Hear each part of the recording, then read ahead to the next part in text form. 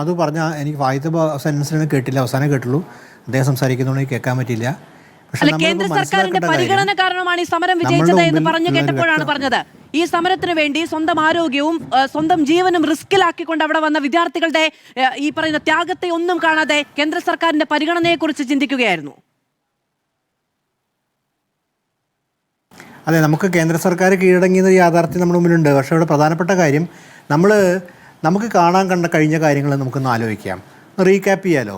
നമ്മൾ കണ്ടത് ഒരു പത്രസമ്മേളനമാണ് കണ്ടത്. അതിൽ കേന്ദ്ര സർക്കാരിനെ പ്രതിനിധാനം ചെയ്ത് ഡോക്ടർ ജിതേന്ദ്ര സിംഗും അതുപോലെ JP നഡ്ഡയും പിന്നെ നമ്മൾ കണ്ടത് സൗരവ് ദാസും CJPയുടെ മറ്റ് പ്രതിനിധിയും കൂടി ചേർന്നാണ് പത്രസമ്മേളനം നടത്തിയത്. ആ പത്രസമ്മേളനം നമുക്ക് വളരെ വ്യക്തമായി എല്ലാവരും കണ്ട, ലോകം മുഴുവൻ കണ്ടതാണ്. നമ്മളെ ഈ പാനിൽ എല്ലാവരും കണ്ടതാണ്. ആ ഇതിൽ വെച്ചിട്ട് ആദ്യ സമ്മേളനത്തിൽ സംസാരിച്ചത് സൗരവ് ദാസാണ് സംസാരിച്ചത്. അവർ സംസാരിച്ചതിൽ അവർ പറഞ്ഞ കാര്യം എന്താണ്, സർക്കാരുമായി മൂന്നാം വട്ട ചർച്ച നടത്തി എടുത്ത തീരുമാനങ്ങൾ. ആ തീരുമാനം ഒന്ന് വെച്ചിട്ടുണ്ടെങ്കിൽ വിദ്യാഭ്യാസ മന്ത്രി പ്രധാൻ രാജിവെക്കും. രണ്ടാമത്തെ കാര്യം, ഇവർക്കെതിരെയുള്ള കേസുകൾ എടുക്കില്ല, മുന്നോട്ട് പോവില്ല. 3 കോമ്പൻസേഷൻ കൊടുക്കും. ഇതിൽ ആദ്യത്തെ കാര്യം തീരുമാനമായി നമുക്കറിയാം. മറ്റേ രണ്ടാമത്തെ കാര്യത്തിലാണ് ഈ മൂന്നാമത്തെ കാര്യം കോമ്പൻസേഷൻ സംബന്ധിച്ച് ഒരു പക്ഷേ തീരുമാനം എടുത്തേക്കാം. അതിൻ്റെ അകത്ത് 1 കോടി അല്ലെങ്കിൽ ഒരു തീരുമാനം എടുക്കുന്നതായിരിക്കാം. രണ്ടാമത്തെ കാര്യം, സർക്കാർ വാക്ക് ഓണർ ചെയ്യാൻ ബാധ്യസ്ഥരാണ്. ആ വാക്ക് ഓണർ ചെയ്യാനാൽ അവർ CJP സമരം നടത്തിയ സമരത്തിൻ്റെ മുമ്പിൽ സമരത്തോട് അവർ അടിയറവ് പറഞ്ഞ സമയത്ത് അല്ലെങ്കിൽ സമരത്തിൻ്റെ അവർ തീരുമാനം അംഗീകരിച്ച സമയത്ത് വളരെ വ്യക്തമായി പറയുന്ന കാര്യമുണ്ട്. അതൊരു സർക്കാർ ജനങ്ങൾക്ക് കൊടുക്കുന്നത് CJPക്ക് മാത്രമല്ല, പൊതുസമൂഹത്തിന് മുമ്പാകെ, ഇന്ത്യൻ സമൂഹത്തിന് മുമ്പാകെ എന്ന് പറയുന്ന കാര്യമാണ്. അത് സർക്കാരുമായി ബന്ധപ്പെട്ട ട്രസ്റ്റ് ഉണ്ടല്ലോ, സർക്കാർ നൽകുന്ന വാക്കുകൾ നമ്മൾ ജനങ്ങൾ വിശ്വസിക്കുന്ന ആ ട്രസ്റ്റാണ്. ആ ട്രസ്റ്റിലൂടെ കൃത്യമായിട്ട് പറയേണ്ട ഒരു കേസ് അന്വേഷിക്കില്ല. പക്ഷേ അതിനുശേഷം നമ്മൾ കണ്ട കാര്യം എന്ന് പറയുന്നത് കേസ് അന്വേഷണം മാത്രമല്ല. ഇപ്പോൾ ഉദാഹരണത്തിന് ഇന്ന് വളരെ കൃത്യമായിട്ട് CJPയുടെ ഒരു ലീഡർഷിപ്പിൽപ്പെട്ട ഒരാൾ പറയുന്ന കാര്യം, വസുധാവരൻ പറഞ്ഞ കാര്യം, അത് രാഹുൽ ഗാന്ധി സമ്മേളനത്തിന് ഈ കാര്യം സൂചിപ്പിച്ചായിട്ട് മനസ്സിലാക്കുന്നു. ക്രിമിനൽ കേസ് ആലപ്പുറത്ത്, അതായത് ക്രൈം നടത്തിയിട്ടുണ്ടെന്നുണ്ടെങ്കിൽ അവർക്ക് അന്വേഷണമാവാം, ക്രൈം. പക്ഷേ അതിൻ്റെ പേരിൽ ഐഷി ഘോഷിനെ SFI നേതാവാണ്, അവർ JNUവിലാണെന്ന പേരിൽ അവരെ ഒരു പാർട്ടി ഓഫീസിൽ കയറി അറസ്റ്റ് ചെയ്യാൻ ശ്രമിക്കുന്നത്, അത് എന്ത് ന്യായീകരണം ഉണ്ട് അതിൻ്റെ അകത്ത്? അതേപോലെ തന്നെ CJPയിൽ പങ്കെടുക്കുന്ന ആൾക്കാർക്ക് എതിരെ കേസെടുക്കുകയും അന്വേഷണം നടത്തുകയും അപകടകരമായ സ്ഥിതി ഉണ്ടാക്കും. ഇതാണ് CJP ഉയർത്തുന്ന ഒരു വാദം. ആ ഉയർത്തുന്ന വാദം എന്ന് പറയുന്നത് കോടതി ഉത്തരവിട്ടെന്ന് വെച്ചിട്ടുണ്ടെങ്കിൽ കേസ് അന്വേഷണം ആകാം, പക്ഷേ അറസ്റ്റ് ചെയ്യുന്ന അറിയിക്കണം. പക്ഷേ കേസ് അന്വേഷണം ഒരു സർക്കാരിനെ സംബന്ധിച്ചോളം, പ്രത്യേകിച്ച് കേന്ദ്ര സർക്കാരിനെ സംബന്ധിച്ച് കേസ് അന്വേഷണം അവരെ സംബന്ധിച്ച് പല നിയമങ്ങളുടെയും ഭാഗമായിട്ട് നടത്താൻ പറ്റും. CRPCയുടെ ഈ ക്രിമിനൽ പ്രൊസീജിയർ കോഡ് പണ്ട് പുതുക്കുന്ന സമയത്ത് ലോക്സഭയിൽ ചർച്ച ചെയ്യുന്ന സമയത്ത് പലപ്പോഴും ഉന്നയിക്കപ്പെട്ട കാര്യമുണ്ട്.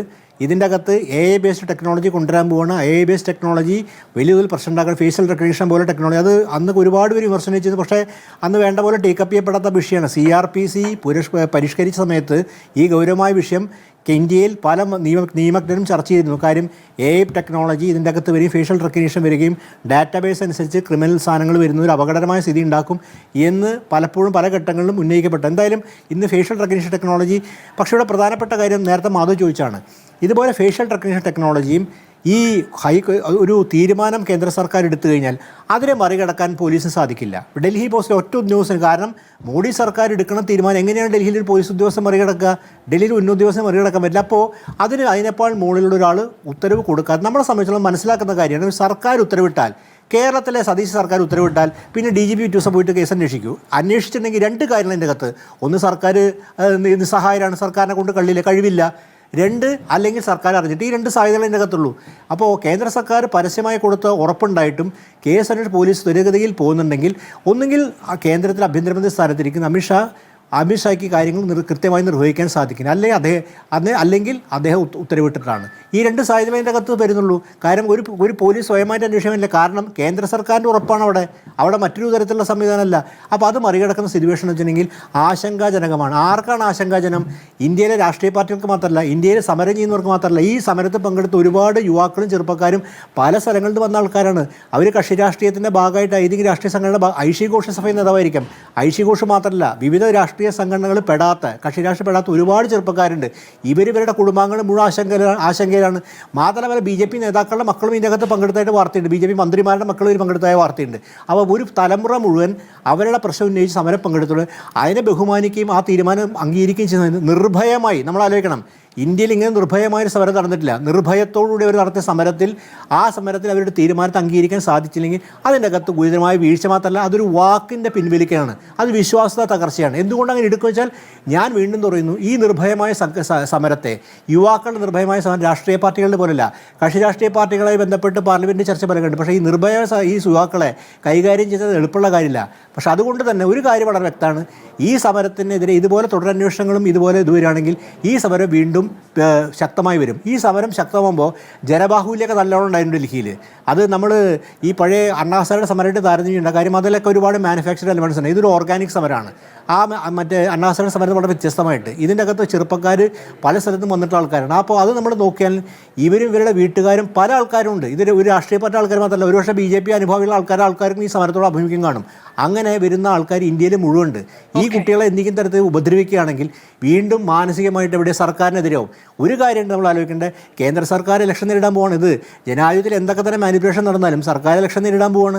ഇലക്ഷൻ നേരിടുന്ന സമയത്ത് നമുക്ക് എല്ലാ സർക്കാർക്കും അറിയാം, ജനങ്ങളുടെ അമർഷം അവിടെ ഉണ്ടെങ്കിൽ അതിന് എവിടെയും തിരിച്ചടി കിട്ടും. അതൊരു സംശയരഹിതമായിട്ടുള്ള കാര്യമാണ്. നമ്മൾ എത്രയോ തവണ കാണും ചെയ്തു. ഒരു തരത്തിൽ അതിനെ മറികടക്കാൻ സാധിക്കും. എന്ത് SIR വിചാരിച്ചാലും, എന്ത് ഡീലിമിറ്റേഷൻ പറഞ്ഞാലും, എന്ത് ഇലക്ഷൻ തന്ത്രം ഉപയോഗിച്ചാലും നടക്കാൻ സാധനം. കാരണം അത്രമാത്രം അമർഷം ഇതിൻ്റെ അകത്ത് പ്രകടമായി. ഈ അമർഷം പ്രകടമായതിൻ്റെ കാര്യം നമ്മളെല്ലാം ആലോചിക്കണം. കാര്യം നിർണായകമാണ്. കാര്യം എത്രയോ ലക്ഷം വരുന്ന കുട്ടികൾ എന്താ പറയുക, ഉറക്കമൊഴിച്ച് ഭക്ഷണം കഴിക്കാതെ പഠിക്കുന്ന പരീക്ഷ അവരെ സംബന്ധിച്ചൊരു ജീവിതത്തിലെ അഭിന്യതി. അതായത് പ്രത്യേകിച്ച് ഇന്ത്യയിലെ മിഡിൽ ക്ലാസ് സംബന്ധിച്ചിടത്തോളം ഈ പരീക്ഷ വളരെ പ്രധാനപ്പെട്ട കാര്യമാണ്. ആ ഇന്ത്യയിലെ മിഡിൽ ക്ലാസ് എന്ന് പറഞ്ഞാൽ BJPയുടെ തന്നെ ശക്തി കേന്ദ്രമാണ്. ആ ഇന്ത്യയിലെ മിഡിൽ ക്ലാസ് ഒപ്പീനിയൻ നടത്തുന്ന മിഡിൽ ക്ലാസ്സാണ്. അഭിപ്രായം പറയുകയും കാര്യം ഇടപെടുന്ന ആ മിഡിൽ ക്ലാസിനെ ബാധിച്ചിട്ട് ആ മധ്യവർഗ സ്വഭാവമുള്ള ആൾക്കാരെ അവരെ സംബന്ധിച്ചിടത്തോളം കേന്ദ്ര സർക്കാർ ശ്രമം നടത്തിയത്. പക്ഷേ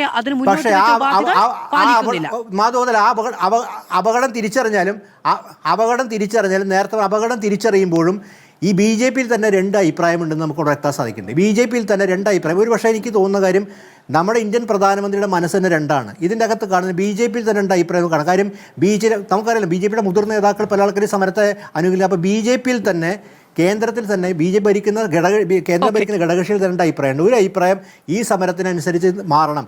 എന്നാൽ അമിത്ഷാ പ്രദാനം ചെയ്യുന്ന ഒരു രാഷ്ട്രീയം അങ്ങനെയാണോ എന്നുള്ള കാര്യത്തിൽ നമുക്ക് സംശയമുണ്ട്. കാര്യം അദ്ദേഹം കൂടി ശക്തിയായി അടിച്ചമർത്തുന്ന രീതിയിൽ ഒരു പ്രധാനം നടത്തിക്കൊണ്ടിരിക്കുന്നത്. പക്ഷേ ആ ഒരു വേർതിരിവ് നമുക്ക് ഇന്നത്തെ ഇന്ന് നമുക്ക് ഇന്ന് പാർലമെൻറ്റൊക്കെ ചർച്ചയിലും നമ്മൾ കാണുന്നൊരു കാഴ്ചയാണ്. രണ്ട് അഭിപ്രായം ഏതൊക്കെയോ രീതിയിൽ തിരിഞ്ഞു വരുന്നുണ്ട്. കാര്യം ഈ സമരത്തോട് നമ്മൾ ഒരു സർക്കാർ പുലർത്തേണ്ട ഒരു മര്യാദ, അതേസമയം അടിച്ചമർത്തൽ, ഈ രണ്ട് രീതിയിലേക്ക് ഈ സമരത്തിനുടനീളം ഈ സർക്കാരിൻ്റെ ടാക്ടിക്സിൽ കാണായിരുന്നു.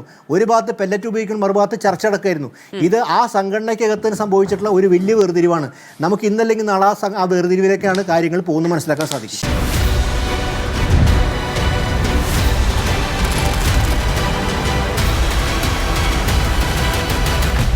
ഡിബേറ്റ് വിത്ത് മാധു സജി.